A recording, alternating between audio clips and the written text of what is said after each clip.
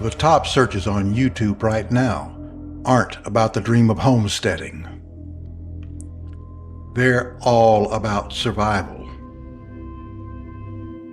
Rising utility costs survival guide. Backup power for homeowners. Grid tied versus off-grid solar real cost. Solar battery backup for beginners. Energy Independence 2026. Across social media, the same questions keep coming up, but the answers most people are getting are wrong. Today, we're looking at the smart way to prepare, and they all lead to the same question. 6 months from now, will you be in control of your home, or at the mercy of a system that keeps moving the goalposts? 6 months from now, or less.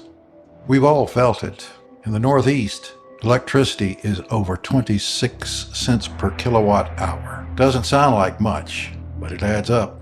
If you're grid tied, you're not just paying for power, you're paying for a system you don't control. This isn't a slow climb anymore. It's a vertical spike. And if you're waiting for things to get back to normal, you might be waiting in the dark.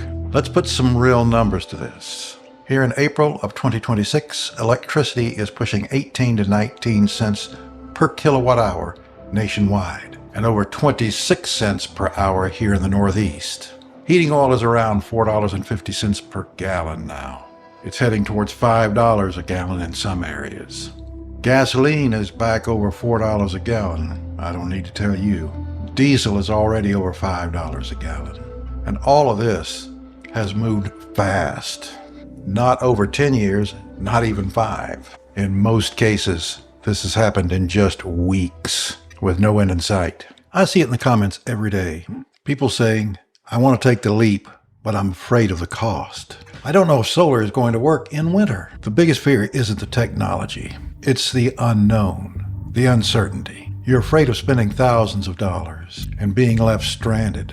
Afraid of the cloudy days. Afraid of being left in the cold. But what is scarier, a system with a learning curve or a bill you can't afford to pay? Let's bring this down to something real. The average home is paying $150 to $165 a month just for their electricity. And that's average. Now add your heating costs, heating oil, natural gas. Then let's add in some fuel for your vehicles, gasoline prices, the cost of diesel. Add up everything else. Suddenly, you're looking at $500, $800, even $1,000 a month just to keep the power on, warm, and moving. And unfortunately, that number isn't fixed.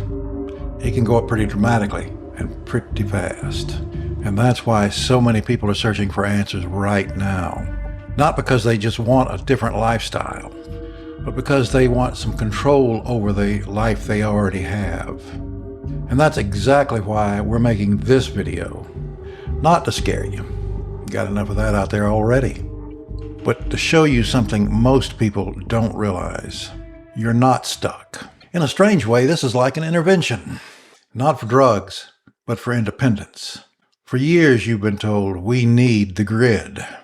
You don't have any choice. But that's not entirely true anymore. Now, I don't want to just tell you there's a problem. I want to show you the way out. Over the next few minutes, we're going to walk through the 3 phases of your power security. How to turn an expense into a financial shield, and how to do it all without requiring an engineering degree or a mountain of debt. This is about your peace of mind. And I want to be very clear. This does not mean living without comfort or making life harder, especially if you're older like us, retired, managing some health needs, or on a fixed income or budget. This is about making life more secure, not more difficult. You can still have lights, refrigeration, heat, air conditioning, medical equipment, everything you rely on. The difference now is you'll be in control of it. And here's where this really starts to make sense. That $150, $200, $300 a month that you're already spending could be redirected into something you actually own. A system that protects you. And you don't have to do it all at once. Most people think off-grid is all or nothing. The term off-grid. It isn't. We do this in tiers, and not the kind you cry. Phase 1 is your resilience tier. This is about the essentials. Keeping your food safe in the fridge. Keeping your well pump running so you've got water. Keeping your phone charged so you have a lifeline. You can do this today with a simple solar portable generator. No wiring required. Phase 2 is the comfort tier. This is where we look at a critical loads panel. A local electrician spends the afternoon moving your most important breakers, your lights, your internet, your furnace fan, to a separate box. Now the solar system runs your life. The grid is just the backup. And phase 3 is total independence. This is when you realize you're producing more than you actually use. You add a little more storage, maybe another panel or two, and you finally realize you don't actually need that wire from the electric company anymore. You're on your terms now. You can start small with just your critical loads. Refrigerator, well pump, freezer, and keep in communication with your internet and your phone. A small portable generator would be a perfect solution in this situation. It's much less expensive than a permanent system. It will power most of those critical loads for 24 to 48 hours or longer, and can be recharged with portable or fixed solar panels or a small gas generator when the grid is down. It can be a lifesaver for those on critical medical equipment too. You don't need a $50,000 system to keep your food from spoiling.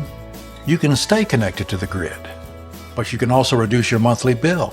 You can add storage, build resilience over time, or when you're ready, step away from the grid entirely, at your pace, on your terms. I hear it in the comments. Al, I'm not an electrician. I can't build a power plant. Listen, you don't have to. Technology has changed. An off-grid system isn't a science project with messy wires and acid batteries. It's an appliance.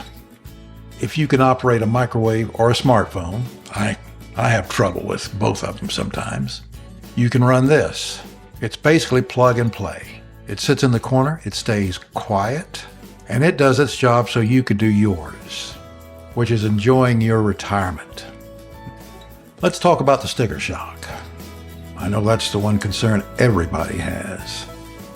Yes, solar power costs money up front, but look at your bill. If you pay $200 a month, you're going to hand over $24,000 in the next 10 years.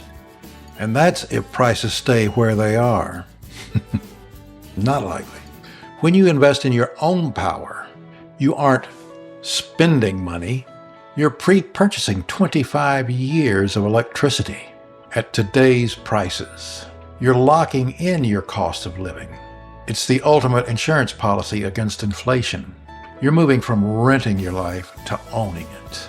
Finally, there's the factor that no one likes to talk about. Safety. For many of us, power isn't just about Netflix. It's about a CPAP machine, refrigerated meds, or just the safety of a well-lit home. Relying on the grid means that you're relying on a wire 50 miles away that a storm can take down in seconds. Going off-grid isn't roughing it. It's actually a higher standard of living. It's knowing when the neighborhood goes dark, your home stays warm, your lights stay on, and your life doesn't flicker. That's true luxury. So the real question isn't, can I afford to go off-grid? The real question is, can I afford to stay at the mercy of a system that's getting more expensive and less reliable every single day? You've worked hard for your home. It's time you truly owned it. Because this really isn't about solar. This is about peace of mind. No matter what happens out there, with all the uncertainty, it's your home, it's your life, and it's still in your hands. So maybe the real question isn't, can you afford to stay on the grid? But can you afford not to have another option? But right now, I want to hear from you. What's the price per kilowatt hour on your last utility bill? Tell me where you live and that number in the comments below. Let's map out exactly where the squeeze is hitting the consumer the hardest. Well, that's the long and the short of it for today. If you enjoyed the ride, if you would subscribe and join our little community here, and if you're feeling extra neighborly and want to help this channel keep the lights on, literally, that super thanks button down there is a huge help to us. Makes a big difference. Every bit of your support goes right back into helping make these videos better and keeps us out here doing what we love. Thanks for spending some of your time with Val and me here. I'm Al. And I'm Val, and we'll see you in the next one.